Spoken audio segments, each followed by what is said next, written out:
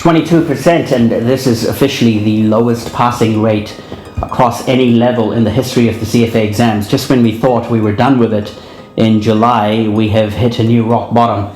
And the reason being cited, COVID, pandemic, and I don't know, I just think that in February the results were reasonably okay and in line with historical averages, and COVID was there even then. So what has changed between Feb and May and July? You could argue it's the Delta variant, and there is more havoc, but I'm not sure. I think people are still the ones that needed to be prepared, would have been prepared, and most people are working from home, not going to work, saving on commuting time. All sorts of benefits are being realized because of lockdowns and restricted mobility. So I don't know in terms of readiness and preparedness, but if that's the reason, so be it. But where to from here? And that's the interesting part, because yes, only a fraction of the people have passed. What do the other guys do? And I think, in my personal opinion, what's going to happen is that candidates are going to adapt. They are going to realize that 70% is not going to cut it anymore. You need to aim higher, so they are going to push for the 80s and 85s. I feel that the seriousness is going to increase. Only the very serious and people who are well prepared are going to turn up for the exams. Because remember, and I've seen this happen in my personal life, many people back out because they're not prepared. They just don't bother showing up on exam day, and that doesn't count towards the passing rates. So I suspect that this could increase further, and people could just defer if they're not ready. And overall, the passing rate will be lifted if more and more people are prepared. That's my thinking. It might not go back to the highs of the 40s, and maybe it can't, especially because the exam is being administered 4 times a year. There's a certain number of population size that needs to go through each level. I'm not sure how much thought CFA give to that, but that could play out a part. And I just think people are going to spend more time planning and strategizing what their approach should be, regular progress of where they're at.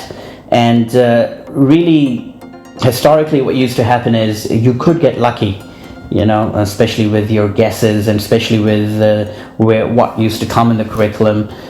The fact that you could make up marks in other sections because the exam was a lot longer, there were more number of questions. Now you've got to be a perfect all-rounder. You've got to make sure that you don't leave any stone unturned, and you have all your bases covered, because even if you get 1 or 2 sections wrong, you are going to be penalized heavily. So that is going to be the key, how you can be consistent across all the materials and eliminate your weaknesses or work on them.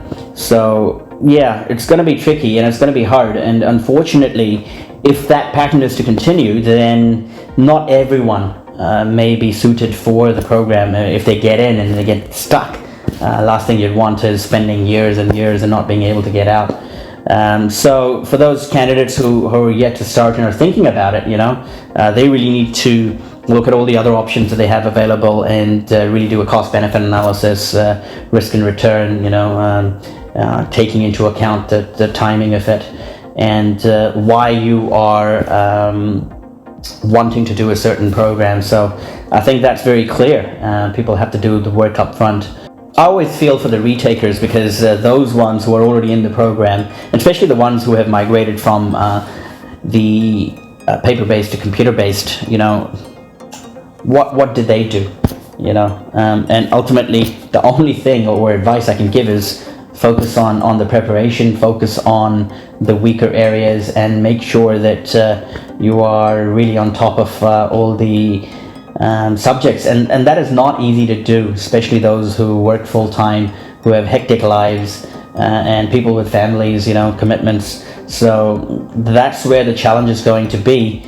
Where previously, even with 70-80% knowledge and a little bit of guesswork, you could get your way through I think that option has now been ruled out.